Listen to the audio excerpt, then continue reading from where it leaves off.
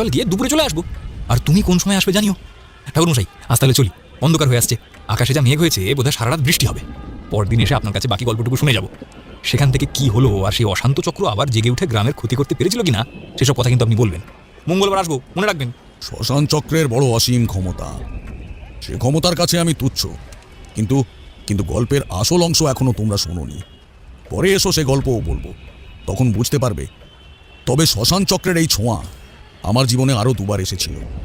একবারের গল্প তোমাদের বলি, বাকি না হয় আবার পরে বলবো। তা মঙ্গলবার কখন আসবে তোমরা? মঙ্গলবার দিন দুপুরবেলা আমরা আসবো এমন কথা দিয়ে আমরা বেরিয়ে এলাম।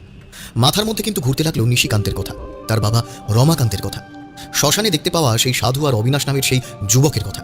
তাহলে কি সেই সাধু আর অবিনাশী এই সমস্ত কিছুর মূলে ছিল? তাহলে সেই লোকটিকে যাকে শ্মশানে মাঝে মাঝে দেখা যেত, আর সেই কালো কালো ছায়ামূর্তি কে?